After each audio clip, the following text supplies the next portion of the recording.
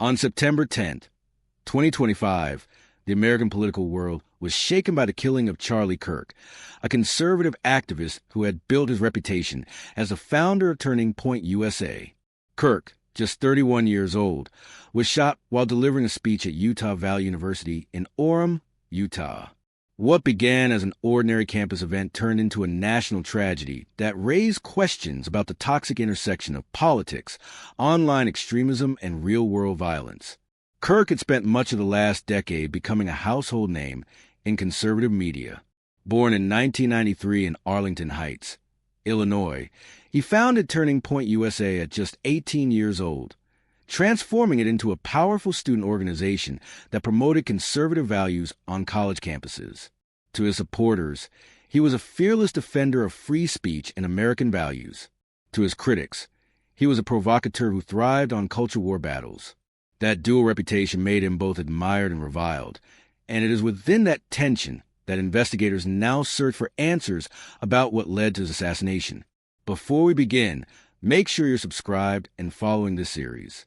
We're about to dive into one of the most shocking true crime stories of recent years, and you don't want to miss the details as they unfold. Hit the notification bell, share this with a friend, and let's get into the story. Charlie Kirk was a man who seemed to thrive on controversy. For more than a decade, he built a reputation that made him one of the most recognizable faces in American conservative politics. Whether admired or despised, he had a talent for commanding attention, and by his early 30s, his name was synonymous with a movement that reshaped the way young conservatives engage with politics. To understand the weight of his murder in September 2025, one has to understand the path that led him there. His death did not occur in a vacuum. It happened against a backdrop of years of speeches, debates, clashes, and culture wars that had cemented his place as a figure who was larger than life. Charlie Kirk was born in 1993 in Arlington Heights, Illinois, into a middle-class family. His childhood was, in many respects, ordinary. He attended Wheeling High School, played sports, and had an interest in politics from an unusually young age. His parents were not wealthy elites, nor was he groomed for political office. He was, in many ways, an outsider. But what set him apart was an unrelenting drive to seize opportunities where others saw barriers. In 2012, when he was only 18 years old, Kirk founded Turning Point USA. It was not a glamorous launch. There was no massive budget, no sprawling office space, no well-connected donors handing him checks. Instead, it began humbly as a small student movement aimed at bringing conservative values to high school and college campuses. Most people thought it would fade into obscurity, as so many student groups do. But Kirk was not the kind of person who allowed obscurity to swallow him. Over the years, Turning Point USA exploded into a cultural phenomenon. It built chapters across universities nationwide, hosting events that drew huge crowds.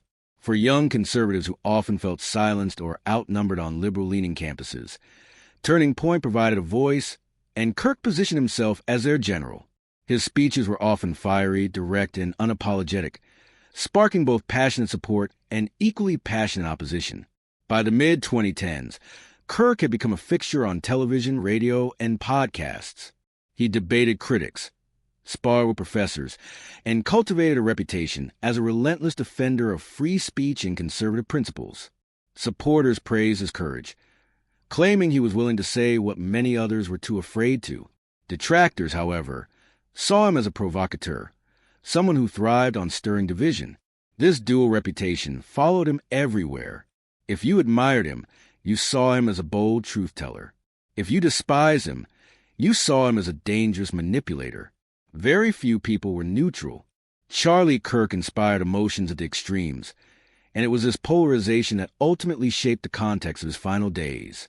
In private, Kirk's life appeared calmer.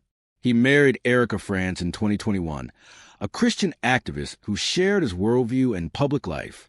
Together, they cultivated an image of a young, faith-driven couple rooted in conservative Christian values. His marriage softened some of the sharper edges of his public persona, showing a more personal side to his supporters. He wasn't just a firebrand speaker. He was a husband, and eventually he hoped to be a father. But public life rarely allowed Kirk the luxury of peace. With fame came constant scrutiny. Every word he spoke was dissected, analyzed, and amplified across social media platforms. His allies rallied to him, while his critics sharpened their attacks. His face was on billboards, his voice in podcasts, his debates trending across Twitter and YouTube. To some, he was a hero. To others, a villain. This level of fame did not come without risk. Over the years, Kirk was frequently the subject of threats. As his influence grew, so did the hostility directed at him. In interviews, he sometimes acknowledged the dangers of being such a polarizing figure. But he never slowed down. He never retreated from the stage. By 2025, Charlie Kirk had reached a peak of influence. Turning Point USA had grown into one of the most recognized conservative organizations in the nation. He was a frequent speaker at conferences, rallies, and universities. His social media reach extended to millions, and he was in constant demand as a commentator. He had, in essence, achieved what he set out to do as a teenager, become a national voice shaping the political future of his generation. And then came September 10th, 2025. On that day, Kirk was scheduled to speak at Utah Valley University in Orem, Utah. For him, it was another stop in a long calendar of events. His speeches were known for attracting passionate crowds, both supporters and protesters. Security was often tight, and the atmosphere charged. Still, no one expected the events that would unfold that evening. As students and community members filed into the auditorium, there was anticipation in the air. For some, it was a chance to hear a speaker they admired and respected. For others, it was an opportunity to challenge a man whose views they strongly opposed. But for everyone present, it was supposed to be just another campus event.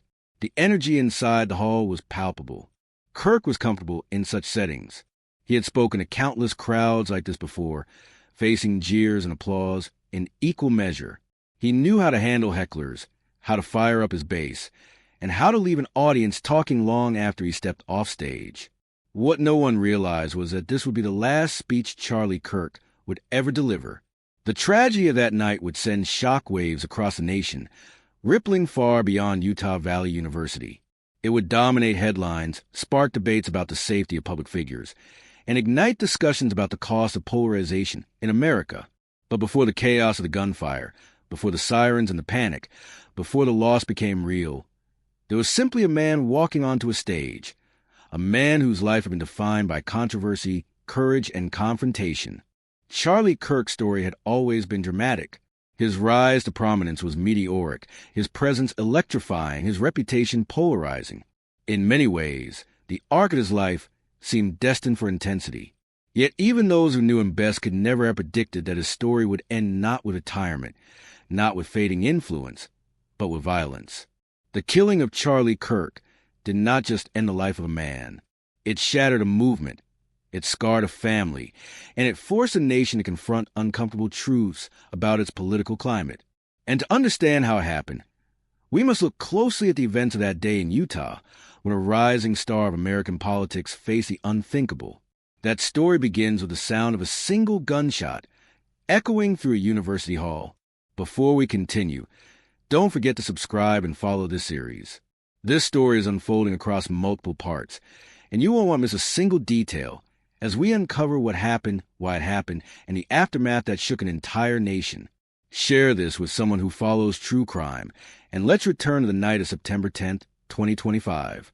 The sun was just beginning to set over Orem, Utah, casting long shadows across the Wasatch Mountains.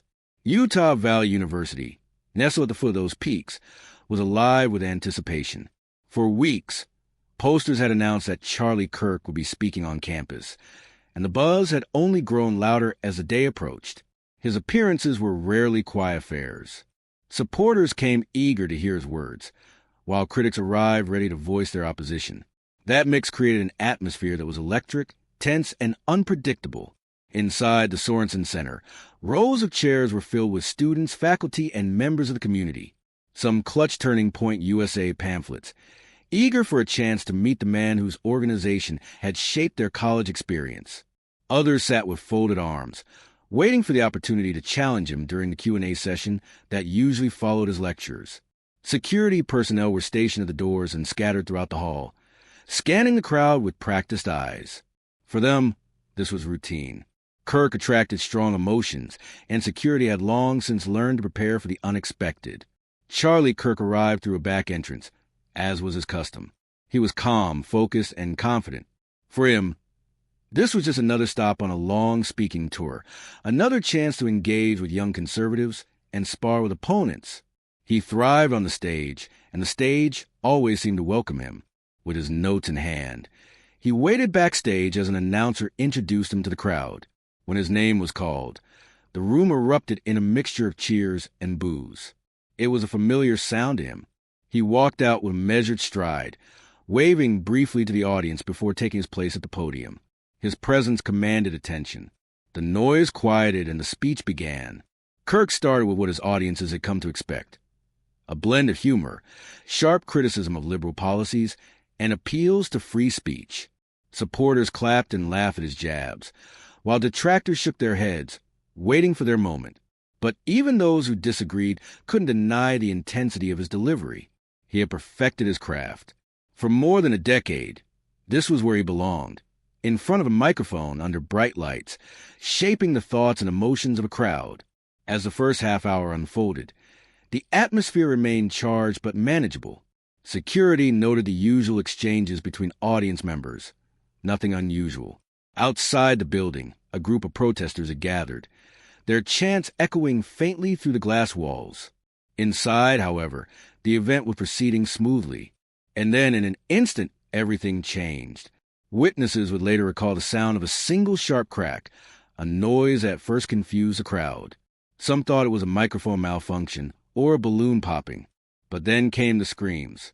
Kirk staggered backward, his notes falling to the floor. Blood spread quickly across his shirt. For a fraction of a second, silence hung over the auditorium. Then panic erupted. Chairs toppled as people scrambled for the exits. Students ducked under tables, while others froze in shock, unable to process what had just happened. The security team rushed toward the stage, shouting for the crowd to stay down. Someone pulled a fire alarm, and its shrill wail joined the chaos of screams and sobs. On stage, Kirk collapsed to the ground. Security shielded his body as they scanned for the shooter. Was the attacker inside the hall? Was there more than one? The uncertainty magnified the terror. People trampled over each other in their desperation to escape. Some clung to friends, dragging them toward the exits. Others pressed themselves against the walls, covering their heads, praying for it to end. Outside the building, police sirens wailed as local law enforcement raced to the scene. Within minutes, Utah Valley University was transformed from a place of learning into a crime scene sealed by yellow tape. Officers established perimeters, ushering students away, and trying to bring order to a night that had spiraled into chaos. Back inside, paramedics reached Kirk. They worked quickly, applying pressure to his wound, shouting instructions, moving with the urgency that comes when every second matters. They loaded him onto a stretcher and rushed him toward the waiting ambulance. To many in the crowd, it looked as though there was still hope. The sight of him being carried out alive gave a flicker of belief that perhaps this night would not end in tragedy. But hope can be cruel. The ambulance sped to the streets of Orem, sirens cutting through the night, lights flashing red and blue against the dark sky.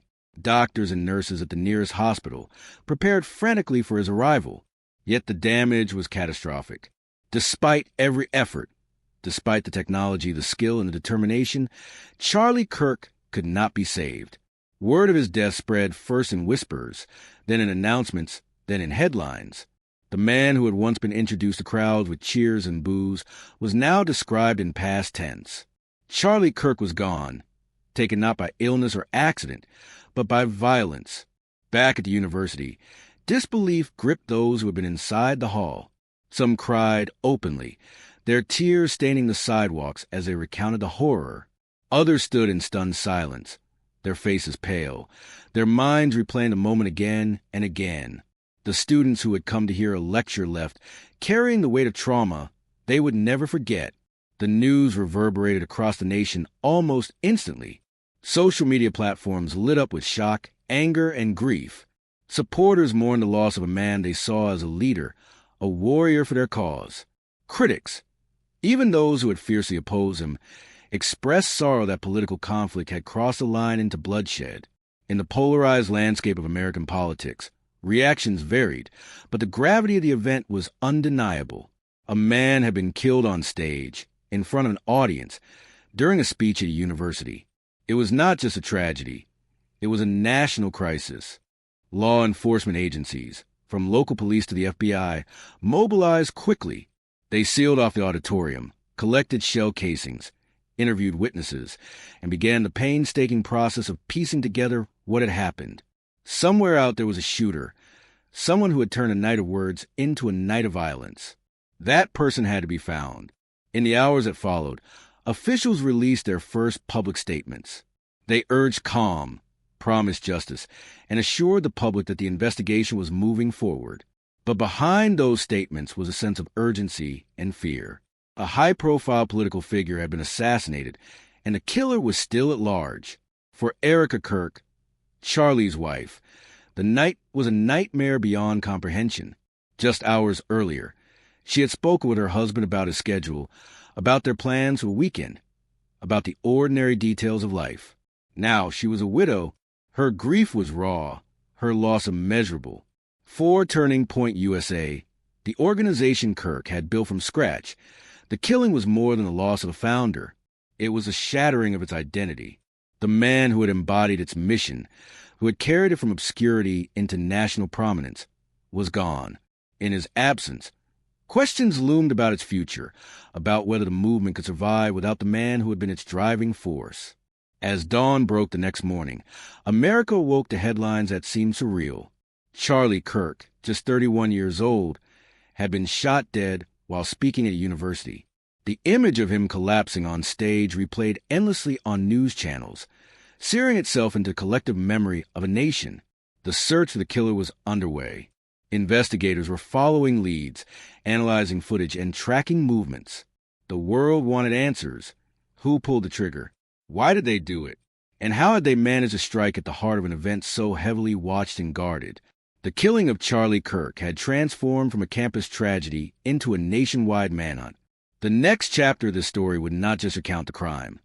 It would follow the pursuit of the person responsible, a pursuit that would uncover shocking details and force the nation to confront the depths of political hatred and violence. Before we continue, take a second to subscribe and follow this series. Each part builds on the last, and we're unraveling this case step by step. By staying with us, you'll see not just how the crime unfolded, but how the investigation revealed the truth. Share this with someone who follows true crime, and let's move into the manhunt. The hours after Charlie Kirk's killing were marked by chaos, confusion, and grief. But behind the scenes, law enforcement had no time for shock. They were tasked with finding a killer who had just assassinated one of the most high-profile conservative figures in the country. The pressure was immense, the stakes even higher. Failure was not an option. From the moment Kirk fell to ground at Utah Valley University, investigators knew that every detail mattered. Witnesses were scattered, some fleeing in terror, others frozen in shock. Officers quickly began the painstaking process of separating rumor from fact. Who saw the shooter? Where was the shot fired from? Was it someone inside the hall, or had the bullet come from outside? The answers would determine the direction of the hunt. Inside the auditorium, forensic teams worked methodically.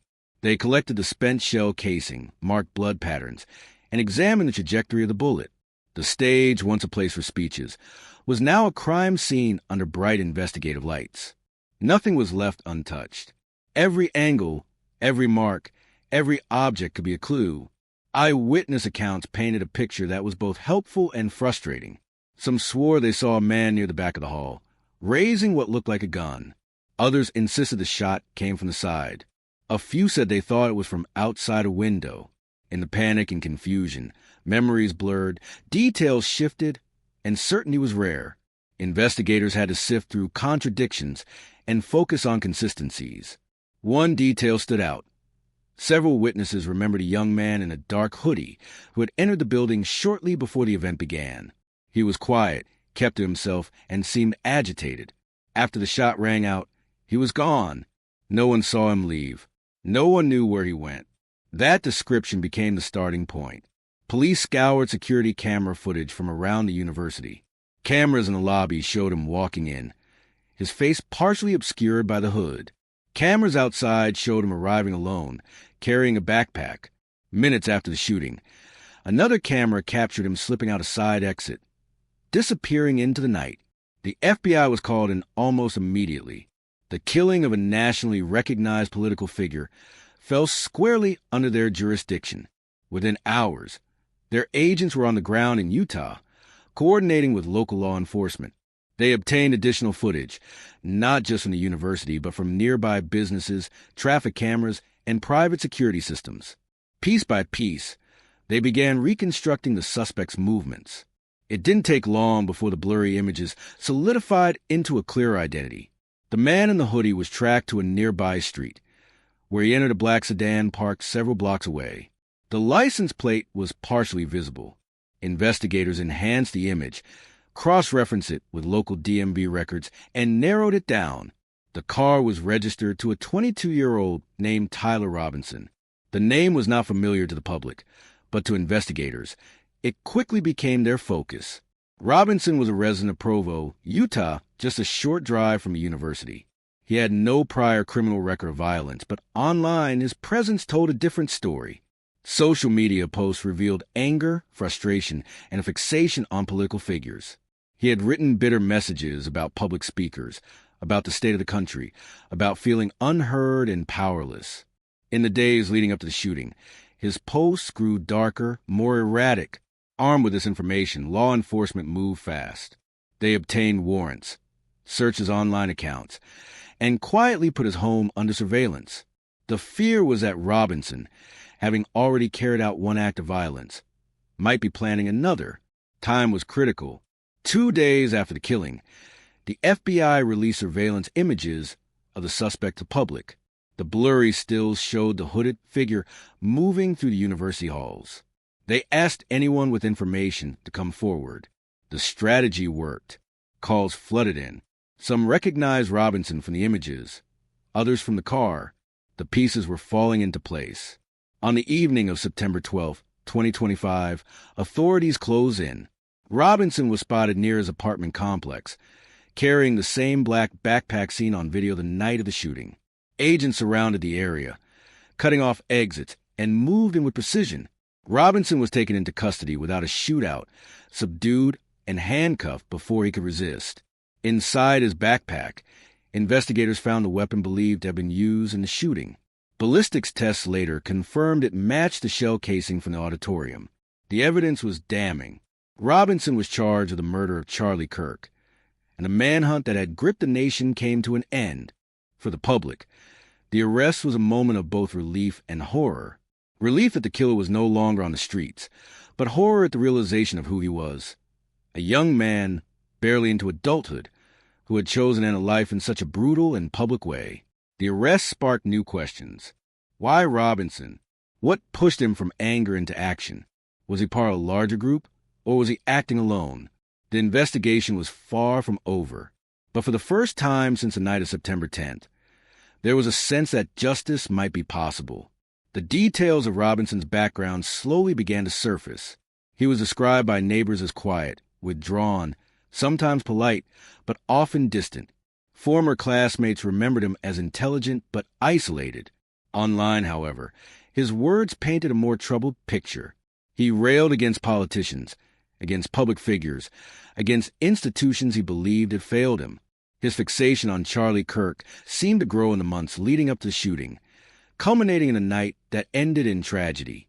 The FBI's case against him was built not just on ballistics and eyewitness accounts, but on digital footprints. His searches, his messages, his activity all pointed toward a man consumed by rage and determined to make a statement through violence. It was a kind of profile investigators had seen before, a lone individual radicalized not by an organization, but by a storm of personal grievances and ideological rage. For Charlie Kirk supporters, the arrest brought little comfort. A young man had been taken into custody, but the wound left by Kirk's death remained raw. His family was shattered, his organization left reeling, and the political landscape scarred. For his critics, there was a grim acknowledgement that no matter how much they disagreed with his words, no one deserved to die for speaking them. As Robinson sat in a federal holding facility, awaiting trial, the nation turned its attention to the next pressing question. What had motivated him to pull the trigger? That question would not just define the case against him. It would also shape the national conversation about violence, politics, and the dangerous path from words to bullets. Before we continue, if you've been following this series, take a moment to subscribe. Each part of this story builds on the last, and we are piecing together a chain of events that shocked the nation. Share this with someone who follows true crime or political history. And let's now go deeper into the question that haunted everyone. Why? Tyler Robinson sat in an interrogation room the morning after his arrest. The young man, barely 22, looked nothing like the monster the public imagined. He was thin, pale, and exhausted, his eyes heavy from lack of sleep. To the outside world, he appeared ordinary. But inside his mind, investigators would discover, was a storm that had been building for years. When law enforcement searched his apartment, they found more than just a weapon. There were notebooks filled with angry scribbles, manifestos half-written, words that spilled out like unfiltered rage. On his laptop, files documented his obsession with politics, his hatred of certain figures, and long rants about being silenced, ignored, and invisible. What stood out most was his fixation on Charlie Kirk. In one entry, written just weeks before the murder, Robinson had scrawled, "They cheer for him. They listen to him. He speaks, and they all nod like sheep. But when I speak, no one listens. I am nothing, but I will make them listen." Those words, chilling in hindsight, revealed more than anger. They revealed desperation. Robinson wasn't just enraged at Kirk's politics. He was enraged at Kirk's platform, his influence, his voice. In Tyler's eyes, Charlie represented everything he himself could never be: heard, respected, followed. Investigators began piecing together Robinson's past. His childhood was unremarkable. He grew up in a working-class family, went to public school, and never had serious run-ins with the law. But socially, he struggled. Teachers described him as quiet, often detached. He wasn't a troublemaker, but he wasn't engaged either. Friends were few, if any. By high school, his isolation deepened. While others joined sports teams, clubs, or social groups, Tyler retreated into the online world. There, he found communities that mirrored his loneliness, forums filled with anonymous voices venting frustrations. Some were harmless, others darker. Slowly, Tyler gravitated toward the latter. In those online spaces, he found validation for his bitterness. Posts echoed his sense of being wronged, of being overlooked. He consumed hours of videos, debates, and commentaries, often conflicting, often extreme. The internet became his teacher, his confidant, his stage. And in that endless noise, anger became his anchor. By his early 20s, Robinson had drifted into a cycle of resentment. He worked part-time jobs, but struggled to keep them. He lived alone in a small apartment barely furnished, with most of his free time spent online. His grievances shifted from personal to political. Politicians, activists, speakers, all became symbols of the world he felt excluded from. Charlie Kirk, in particular, became a target of fixation, not because Kirk had harmed him personally, but because Kirk represented a stage, a voice, an audience. Every speech Kirk gave was, to Tyler, a reminder of his own silence. Every applause Kirk received echoed Tyler's loneliness. The political climate of 2025 only added fuel. America was divided bitterly and deeply. The election season was in full swing, with rallies, debates, and social media warfare dominating headlines.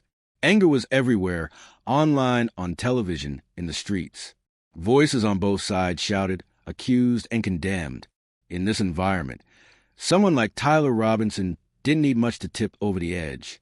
The constant barrage of political tension gave him language for his rage, reasons for his isolation, and a target for his violence. Investigators would later say that Robinson was not part of any organized group, not a member of a movement, not radicalized by a secret cell. Instead, he was radicalized by the echo chamber of his own mind, amplified by the internet. He consumed ideas selectively, twisting them into justification for his anger. This was perhaps the most unsettling revelation. He wasn't a trained assassin, nor a professional hitman. He was an ordinary young man whose isolation fermented into obsession, and whose obsession turned into a single act of irreversible violence. During interrogations, Robinson spoke little. When he did, his words were flat, unemotional. Asked why he did it, he muttered, "Because nobody listens. Now they'll listen."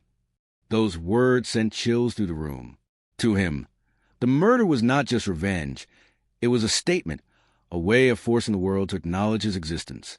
The tragedy was not just that he had taken a life, but that he believed it was the only way to be heard. Prosecutors would later use those statements, along with his journals and online posts, to build their case. They framed him not as a man with a cause, but as a man with a void he chose to fill with a bullet. For the public, the motives were difficult to process. Some saw him as a deranged loner, consumed by his own failures. Others saw him as a symbol of a generation lost in digital echo chambers, where anger festers unchecked. For Charlie Kirk supporters, it didn't matter what Robinson's reasons were. No motive could ever justify the killing of a man for his words. The nation debated endlessly. Was this about politics? Was it about mental health? Was it about the toxic culture of online radicalization? The truth, perhaps, was all of the above. Meanwhile, in the courtroom, the case took shape. Prosecutors presented the evidence. The ballistics, the weapon, the journals, the digital trail. They showed the jury how Robinson had tracked Kirk's speaking schedule, how he had studied the layout of Utah Valley University, how he had chosen that night to make a statement. The defense argued that Robinson was mentally unstable, a young man broken by isolation and depression. They tried to frame the killing as a tragic act of someone who needed help, not punishment. But the facts were unrelenting. The planning, the execution, the confessions, all pointed to intent. As the trial progressed, the public watched closely. The courtroom became another stage, another platform, this time not for Kirk, but for his killer. And yet, even as Robinson sat at the defense table, expressionless, the world saw not a revolutionary, but a young man who had thrown his life away. For many, the hardest truth was this. Tyler Robinson's act was not just about Charlie Kirk. It was about the fragile line between words and violence, between anger and action. His motives revealed a deeper fracture in society, one where voices drowned in loneliness can echo in dangerous ways. By the end of Part 4, the picture of Tyler Robinson was clear. Not a mastermind, not a soldier, not a martyr, but a lonely young man, consumed by his own silence, who chose the most irreversible path to make himself heard. And in doing so, he changed not only his own life, but the lives of thousands who had followed, supported, or loved Charlie Kirk. Before we begin, if you've stayed with this story through every chapter, make sure you subscribe, share, and comment your thoughts. This is the final act, the moment when justice, grief, and reflection collide. The trial of Tyler Robinson began under the watchful eyes of the nation. Cameras weren't allowed inside, but updates came in bursts, live blogs, reporters standing on courthouse steps, sketches of a young man who had turned into the face of violence. The prosecution moved quickly. They laid out the evidence in precise order. The weapon, the ballistics, the journals, the surveillance footage, the testimony of those who saw him in the crowd. Each piece was another nail in the coffin of doubt. The defense tried to slow the tempo. They painted Robinson as a broken mind, a boy swallowed by loneliness, a product of a fractured society.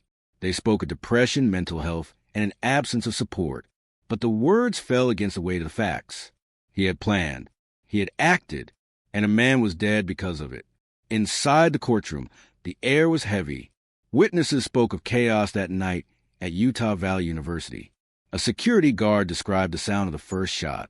An audience member described the screams. For many, reliving it was unbearable. Yet it was necessary because the truth had to be told. The jury listened.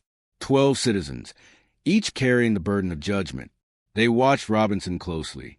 He sat still, detached, his face unreadable. Not once did he look toward the gallery, where Kirk's family sat. Not once did he acknowledge the life he had taken. The trial lasted 3 weeks. Then came the closing arguments. The prosecutor stood firm. This was no accident, no breakdown, no snap decision. It was calculated, deliberate, and irreversible. The defense pleaded for mercy, arguing that prison would not heal a broken mind. But mercy was a fragile argument against murder. When the jury left the room, silence settled. Hours passed. Reporters filled the airwaves with speculation. Supporters of Kirk stood outside the courthouse holding signs. Opponents of his politics watched from afar, some silent, some cruelly celebratory. The divide was still there, raw and unhealed. Finally, the jury returned. The words rang like a bell that could not be unrung. Guilty on all counts. The sentence followed weeks later. Life in prison without the possibility of parole. For Erica Kirk, Charlie's widow, it was not victory. No sentence could bring her husband back. For Turning Point USA, it was not closure. No ruling could erase the loss of their leader. For the movement Kirk had built, it was a wound that would never fully heal. But for the justice system, it was a conclusion. The man who pulled the trigger would never walk free again. Outside the courtroom, the world reacted. Supporters wept, mourning not only the man, but the era his voice represented. Politicians issued statements, some solemn, some opportunistic. Commentators argued about motives, about blame, about what it meant. Social media lit up a storm of sorrow and fury, compassion and contempt. In that storm, misinformation spread again. Conspiracy theories bloomed, twisting fact into fiction. Some claimed Robinson hadn't acted alone. Others claimed it was staged. Truth and lies collided, and the internet blurred the line between them. But one truth remained. A man was dead, and another would spend the rest of his life behind bars. The legacy of Charlie Kirk became a contested ground. To his supporters, he was a martyr of free speech, a voice silenced by hate. To his critics, he was still a polarizing figure, his death not erasing years of controversy. But to history, he was now a symbol of the escalating violence of his time, a reminder of how words, politics, and anger can cross into bloodshed. At Utah Valley University, a memorial stood in the hall where the shooting occurred. Students left flowers, candles, and handwritten notes. Some messages were political. Most were personal. Thank you for speaking. Thank you for showing up. Rest in peace. For many young conservatives, Kirk's death was their first brush with the reality that their movement was not immune to violence. For many Americans, it was another headline in a country growing too familiar with them. Years from now, historians will write about this moment. They will analyze Robinson's motives, Kirk's impact, and the world that allowed the two to collide. They will ask what could have been done differently. Could the signs have been caught sooner? Could the culture of rage have been softened? Could a life have been saved? But for those who lived through it, the memory will always be raw. The sound of that gunshot, the shock that followed, the silence where a voice once was. This story ends in a courtroom, but its ripples continue. It reminds us that the line between disagreement and destruction is thin. That isolation, when mixed with anger, can erupt into tragedy. That words matter, but so do the silences that surround those who feel unseen. And so we close the story. The man, the murder, the trial, the legacy. A story of ambition and influence. A story of obsession and violence. A story that should never have been, but now will never be forgotten. If you've listened this far, thank you. If this story moved you, share it. If it left you with questions, discuss it. And if you want to hear more stories like this, subscribe. Because behind every headline is a story, and behind every story, a lesson.